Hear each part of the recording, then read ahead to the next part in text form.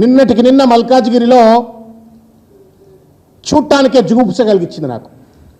చిన్న అబ్బాయి ఆయన, ఇది డాక్టర్, యంగ్ డాక్టర్. ఆ చిన్న యంగ్స్టర్ ఎమ్మెల్యే అయితే మేమంతా, నేను వ్యక్తిగతంగా యంగ్స్టర్స్ పాలిటిక్స్లోకి రావాలా, చిన్నవాళ్ళు కనుక రాజకీయాల్లోకి వచ్చినట్టయితే కొంత నీతి నిజాయితీ ఉంటుంది, నిబద్ధత ఉంటుంది అని చెప్పని నేను భావించినాను. ఆయన ఎమ్మెల్యే పోలీస్ స్టేషన్ బయటనో ఎక్కడనో రోడ్డు మీద తన రౌడీ సైన్యంతో పోతాడు, బ్యానెట్ మీద కూర్చుంటాడు. రేవంత్ రెడ్డి అనుచరుడైనటువంటి ఒక శాసనసభ్యుడు మల్కాజ్గిరిలో బ్యానెట్ పైన కూర్చొని సిఐ ట్రాన్ పిలుస్తున్నాడు. నాకు తెలిసి ఒకానొక సందర్భంలో తెలంగాణ పోలీసులు మంచి మంచి పటేల్ పట్వారీలైనటువంటి ఒక శాసనసభ్యులు కూడా, పార్లమెంట్ సభ్యులు కూడా ఒక సబ్ ఇన్స్పెక్టర్కి ఫోన్ చేయాలంటే వెనక ముందు ఆలోచించేటువంటి వాళ్ళు.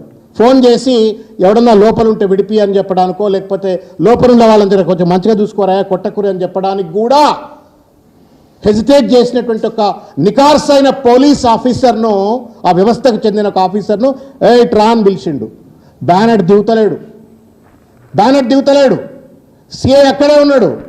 నువ్వు పీడీ యాక్ట్ పెట్టు, నువ్వు టాడా పెట్టు, పీడీ యాక్ట్ పెట్టు, అరెస్ట్ చేయి, ప్రివెంటివ్ డిటెన్షన్ చేయని చెప్పని ఫత్వా జారీ చేస్తాడు.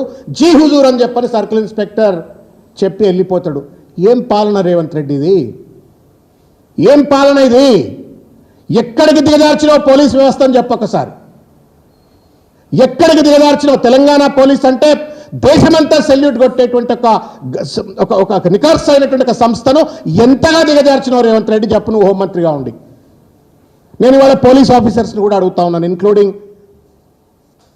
హైదరాబాద్ సిపి ఆనంద్ గారు కావచ్చు, లేకపోతే డీజీపీ జితేందర్ గారు కావచ్చు. ఒక్కసారి మీరు ఆలోచించండి. వాట్ ఈజ్ ఈ doing Revanth Reddy? You tell me.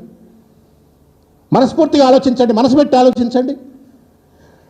KCR గారు కమాండ్ కంట్రోల్ సెంటర్ అంత అంత అద్భుతమైనటువంటి ఒక దేశంలో ఎక్కడా లేనటువంటి ఒక అత్యాధునికమైనటువంటి ఒక టెక్నాలజీతో, సాంకేతిక పరిజ్ఞానంతో అద్భుతమైనటువంటి ఒక కమాండ్ కంట్రోల్ సెంటర్ను నిర్మించడానికి కారణం ఏంటి అంటే, అక్కడ సాంకేతిక పరిజ్ఞానంతో, టెక్నాలజికల్ విజిలెన్స్తో మంచిగా లా అండ్ ఆర్డర్ను కంట్రోల్ చేస్తారు అని చెప్పని ఒక పోలీసులకు ఒక మంచి సదుపాయాన్ని అక్కడ నిర్మిస్తే, దాంట్లో ఉండేది సిపి ఆనంద్ గారు ఉండాలా, ఇంకా పెద్ద పెద్ద పోలీస్ ఆఫీసర్లు ఉండాలా.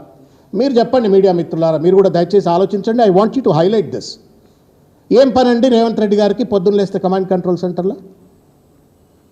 పబ్లిక్ పాలసీ రివ్యూ మీటింగ్ల పేరు మీద కమాండ్ కంట్రోల్ సెంటర్లో కూర్చొని పోలీసులు అజమాయిష్ చేస్తూ ఉన్నాడు. ఆయన ఒక్కడే పోట్లే ముఖ్యమంత్రిగా, చెంచగాళ్ళంతా ఎంబడిపోతారు. ముఖ్యమంత్రికి సెల్యూట్ కొట్టాలా, చెంచగాళ్ళకి సెల్యూట్ కొట్టాలా? What a pathetic situation is this? What a fall of police.